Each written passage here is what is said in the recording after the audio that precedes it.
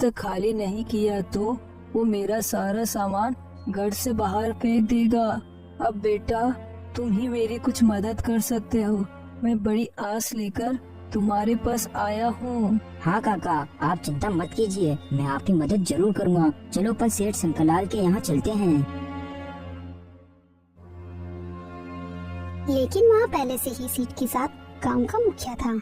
मुखिया जी से गोपाल, मैं तेरे बारे में ही बात कर रहा था कि तू कब आएगा, और देख तू आ भी गया, क्योंकि मुझे पता था कि ये भिखारी तुझसे मदद मांगने जरूर गया होगा। सेठ जी, मैं यहाँ आपकी ये बातें सुनने नहीं आया हूँ। आप मुझे वो कागज दिखाइए जिसमें सरकार ने आपको रामू काका के घर को बेचा है। मैं भी तो देखूं सरकार ने आपको कितने रुपए में रामू काका का घर बेचा है।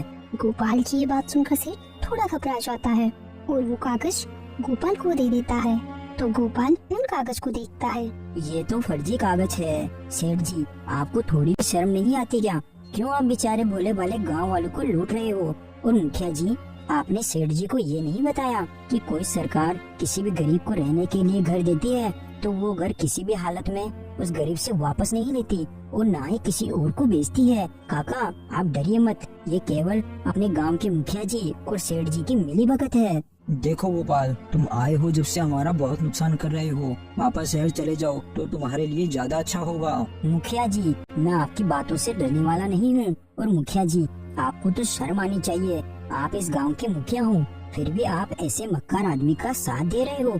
मुखिया जी, आप पूरे गांव को धोखा दे रहे हो। आप ये अच्छा नहीं कर रहे हो। अब मैं सब समझ गया गोपाल, तुम ये सब क्यों कर रहे हो, क्योंकि तुम इस गांव के मुखिया बनना चाहते हो ना। लेकिन ध्यान रखना, मेरे होते हुए मैं तुम्हें इस गांव का मुखिया कभी बनने नहीं दूंगा। मुखिया जी, मुझे गांव का मुखिया बनने का कोई लालच नहीं है, लेकिन मैं मेरे गांव वालों के ऊपर ऐसा अत्याचार कभी होने नहीं दूंगा। ऐसा कहकर गोपाल वहाँ से चला जाता है। मुखिया जी, इस गोपाल का कुछ ना कुछ तो करना ही पड़ेगा, वरना वो दिन दूर नहीं कि एक दिन अपन को कटोरा लेकर रोड पर घूमना पड़ेगा। हाँ शंकरलाल, तुम बिल्कुल सही कहते हो। जब से ये यहाँ आया है, इसने हमारे नाक में दम कर रखा है। लेकिन तुम चिंता मत करो, ये पूरा गांव अनपढ़ गंवार है और अनपढ़ गंवार लोगों को भड़काना बड़ा ही आसान होता है। मेरे पास एक बहुत अच्छा उपाय है जिससे अपना रास्ते का ये काटा गोपाल हट जाएगा। फिर मुखिया सेठ शंकरलाल को अपनी सारी योजना बता देता है।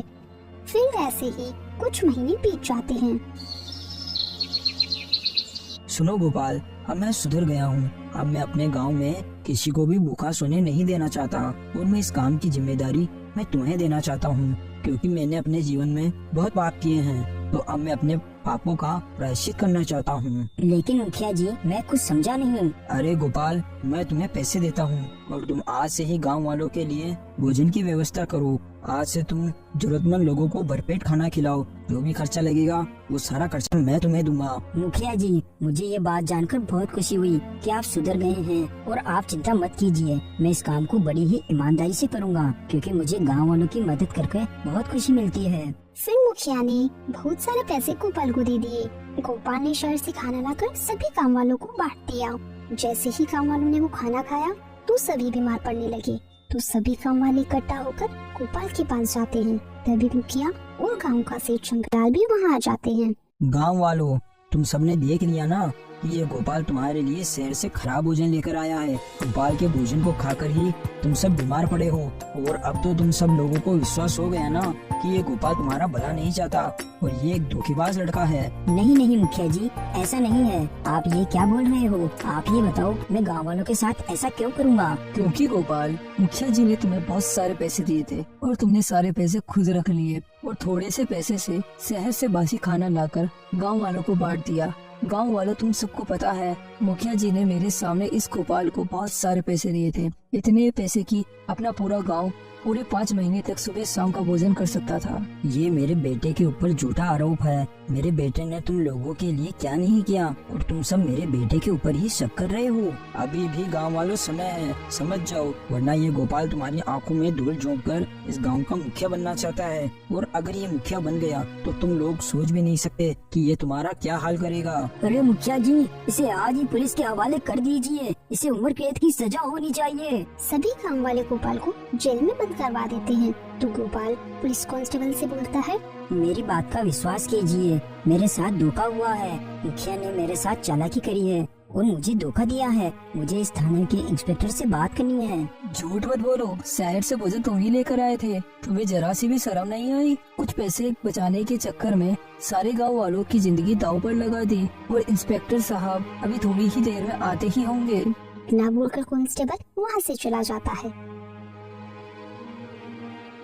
तभी वहाँ मुखिया और सेठ शंकरलाल आ जाते हैं। अरे भाई गोपाल, क्या हाल है? बड़ा मजा आ रहा था ना गांव वालों की मदद करने में। देखो गांव वालों ने मिलकर तुम्हारी कैसी मदद करी है। क्या किया तुम्हारे साथ आखिर गांव वालों ने? अगर तू हमसे हाथ मिला लेता तो आज पैसों से खेलता। अब तेरी सारी जिंदगी जेल में कटेगी। लेकिन मुखिया जी, मेरी एक बात समझ में नहीं आई। गोपाल तो अच्छा भोजन ही शहर से लेकर आया था, तो उसके भोजन को खाकर गाँव वाले बीमार कैसे पड़ गए? अरे राजनीति इसे ही तो कहते हैं। अभी तुझे राजनीति क्या होती है ये नहीं पता। और खाने में थोड़ी सी पेट खराब होने की दवा मिलाई गई थी। और तुम्हें पता है गोपाल, उस खाने में ये पेट खराब होने की दवा किसने मिलाई थी? अरे ओ अशोक, जरा यहाँ आना।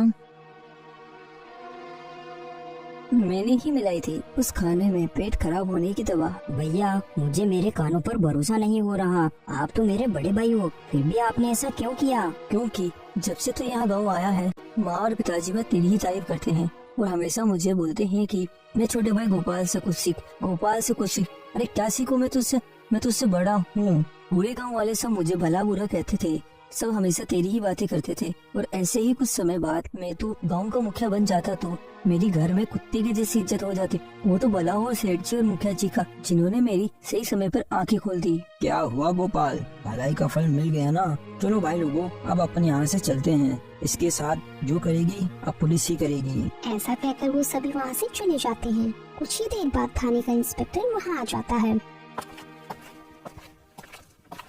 अरे भाई राकेश, तुम इंस्पेक्टर बन गए? हाँ गोपाल, लेकिन तुम्हारे ऊपर तो बहुत ही बड़ा आरोप लगा हुआ है। मेरी बात का विश्वास करो राकेश, क्या तुम्हें लगता है कि मैं ऐसा करूँगा? तुम तो मुझे बहुत अच्छे से जानते हो, क्योंकि तुम तो मेरे साथ शहर में काफी साल पढ़े हो। हाँ गोपाल, मुझे तुम्हारे ऊपर विश्वास है, तुम ऐसा काम कभी नहीं कर सकते। फिर गोपाल इंस्पेक्टर को सारी बात बता देता है।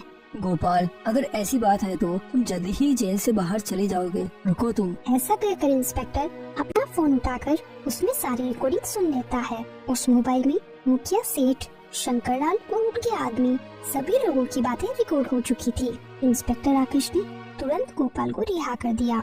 मेरी आदत है गोपाल, मैं थाने में जब भी अपना मोबाइल छोड़कर जाता हूँ तो मैं अपने फोन की रिकॉर्डिंग चालू कर जाता हूँ, ताकि मैं अपने थाने में हो रही पुलिस कर्मियों की बातचीत सुन सकूँ। कहीं कोई रिश्वत तो नहीं ले रहा। आज मेरी इस आदत की वजह से तुम बेगुनाह साबित हो गए। फिर इंस्पेक्टर ने उन सभी लोगों को गिरफ्तार कर लिया और गोपाल को उस गांव का मुखिया बना दिया। तो दोस्तों, हमें इस कहानी से यही सीख मिलती है, कभी भी अच्छा करने वालों के साथ बुरा नहीं होता। Thanks for watching.